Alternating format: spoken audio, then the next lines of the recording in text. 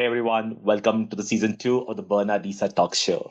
And today, my guest on the show is my dear friend Saswat Sahu, who is a podcaster at the Republic of SaaS, and he also runs a podcast by the name of SaaS It Up, where he interviews SaaS founders, investors, and people who are really interested in providing software as a solution. Welcome, Shashwat, to the talk show.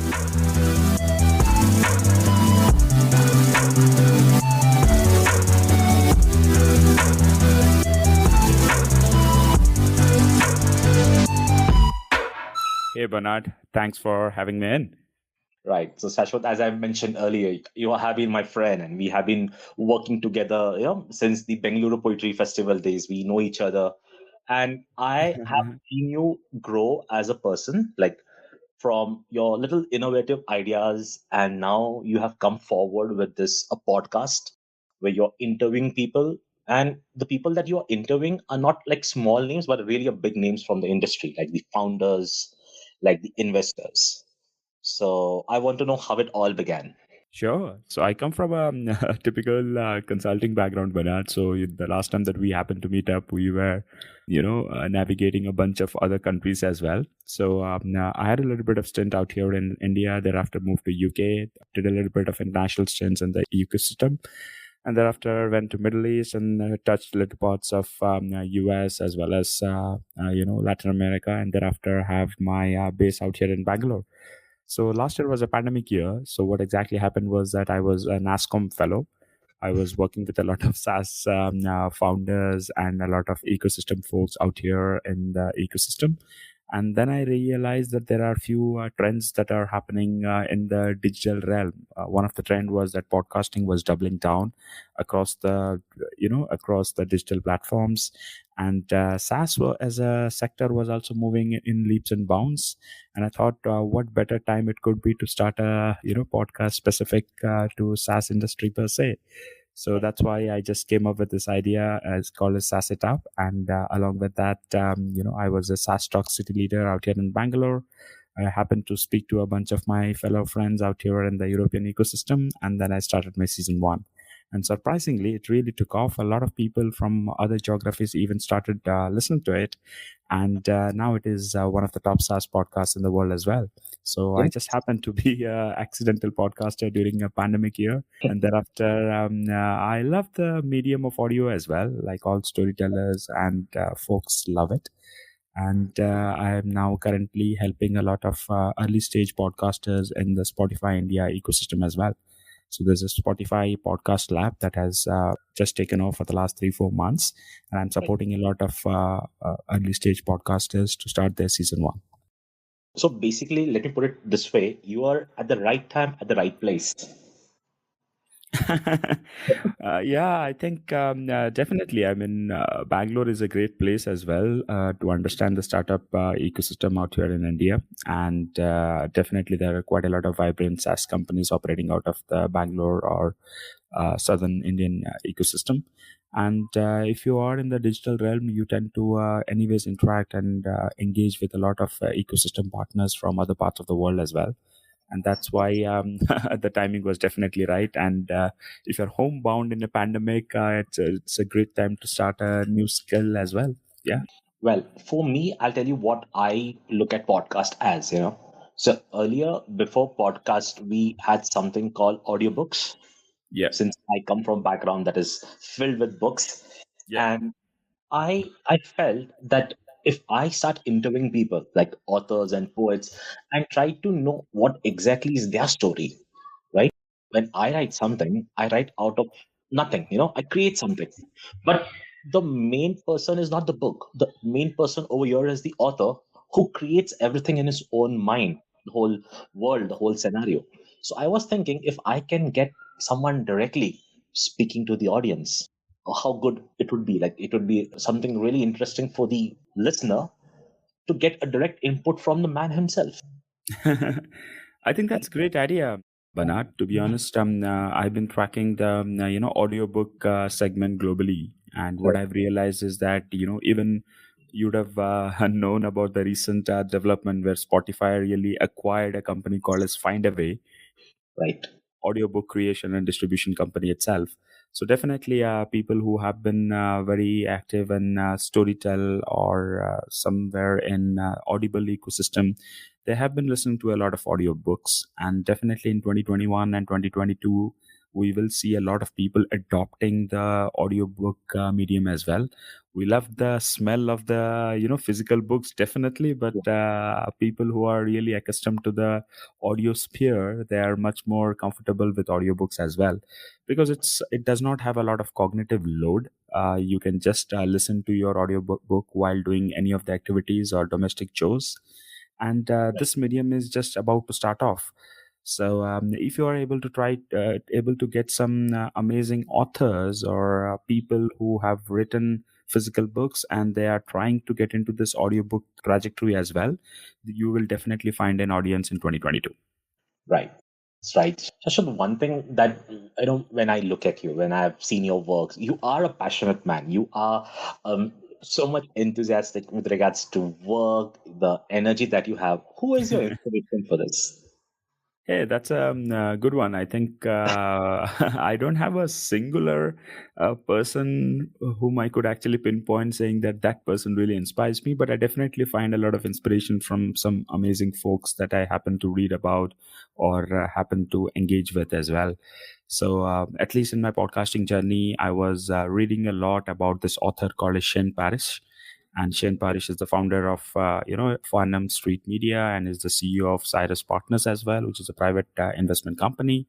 And he runs a podcast which is like the Knowledge Project, and everyone within our community knows about Farnham Street and the kind of mental models and philosophical discussions he tends to have as well. And Right. somehow I like Shane Parrish a lot. And definitely, while starting off my podcast, I had taken references from the likes of Shane Parrish and, of course, the obvious ones like the Naval Ravikant, or let's say, Ryan Holiday or James Clear. These are the people that I really like. Tim Ferriss' show is also one of the great shows that a lot of people have listened to. And definitely, I have drawn inspiration from these folks. Right. Wow, that's really interesting. It's always good you when you have inspirations like these, like you look up to them and you feel that okay, this is something I can do, or this is something I could do better, and that's always a challenge. You also mentioned that you are doing something with the audio lab where you're trying to help the young, podcasters or people who want to get into this new growing segment. So Yes. how would that work? Let's say if someone wants to be a podcaster, like how does it work with you? Sure. So Audio Lab is a course that I'm co-creating with my friend Ariel and in the Maven ecosystem. So you can just click on maven.com/courses and you'll find our course as Audio Lab. So primarily we're creating this course for, it's like a podcasting for thought leaders. Anyone who has already found a niche or who is in the expert realm should also have a audio presence in the coming years. And that's why we're trying to focus on these people who are already experts or are trying to establish their expertise via the medium of audio. And yeah, it's just a 5 week boot camp where we are trying to help people come up with starting and sustaining a podcast, also monetizing and measuring the impact of the podcast as well. So Right. the reason we started is that I did a lot of research over the last like 9-12 months. And over the last 9-12 months, having spoken to a lot of audio evangelists and founders in the audio realm, what I've realized is that there are key 5 trends that are really shaping up. One of the trend that is very everyone would agree to is about the rise of the social audio. Everyone is now using Clubhouse, and there are a bunch of other tools as well like Callin, Fire Chat app, etc. And these are amazing apps, no doubt about it. But definitely the rise of social audio is there to stay. And in the coming months, what you'll find is that it's just not a fad. These are the apps that will have motions or workflows embedded into the obvious sales or marketing motions as well. So the rise of social audio is an amazing trend that it's just about to take more waves. And the second one is voice search optimization as well. So what will happen is that a lot of people will be actually searching via the medium of voice. There will be a lot of voice commands that will be embedded in different places as well, and you will see a lot of podcasts appearing high in SERPs as well. The search engine algorithms will try to give a push to the podcast in 2021 and beyond. Definitely, the other two trends that I've been focusing on is Internet of Voice and B2B SaaS companies trying to have in-house smaller media houses as well. Internet of Voice is a new concept which talks about how everything, like we have Internet of Things, Right. everything will be connected via voice commands or voice as well. So eventually, Alexa and Google Echo, all the smart devices in your home will be, you will be interacting with these devices via your voice commands itself. So Oh, thank you. tomorrow, if you have a podcast, then definitely it will have a natural workflow embedded within those voice commands as well. And Yeah, wonderful. definitely, because I've been following SaaS companies, what I've realized is that a lot of use cases of B2B SaaS companies are in the voice realm as well. So yeah, Right. we just created a ABC of podcasting, where A stands for being authentic, having an audience, and focusing on attention economy. B stands for understanding brand, understanding the business of podcasting, and definitely, like you mentioned, books, Bernard, and B is also for Bernard. And C is definitely for community and collaborations and having the cohort way of learning the art of podcasting. C can be conversation. C can be about Right. co-creation, creator economy, cloud, and it's all about content, creativity, and chemistry as well. So these are the three elements that we are trying to teach a lot of our fellow students from all parts of the world. Fantastic, fantastic. Well, I think, as I mentioned to you in the beginning itself, you're at the right time, at the right place. And I think you're at the right place right now because these are the future and you have a lot of new aspiring people. And Shashwat, it's nice to have you, someone who has learned the core of these things. And as you said, that over the period of 9 to 12 months, you have, studied the whole ecosystem. Before we could end up, I want to ask you one more question. What message do you want to give to aspiring, podcasters or people who are doing podcasters at the early stage, like me, with my job? So, do you have any message for the aspiring ones? Yeah, I think definitely keep up the good work and keep hustling, and go ahead in your creative journey. That should be the obvious ones. But I will always tell you that find your niche in your area. So, for example, if Bernard, I've known you for a long time, so you are really long on books. You have a good understanding about publication or publishing industry as well. So once you define your niche, then you can actually go really deep down. So if you just understand a little bit of content landscape, right? Content creation is very easy. Two people coming on Zoom, recording a particular 15-minute, 20-minute snippet is the easiest thing of all. Or writing something on Twitter, Instagram, or LinkedIn is also very easy these days. Similarly, content editing is also very easy. A bunch of softwares are there. There's Figma, Canva, Photoshop, Adobe, Descript, and whatnot. And content distribution has been actually templatized by all these companies that we are aware of, like Spotify. Once you are on Anchor and Spotify, it definitely pushes you further in Google Podcasts and Apple Podcasts, and eventually you can publish on Amazon Podcasts, Deezer, Breaker, and whatnot. Discoverability is a game that is being known to all via Google.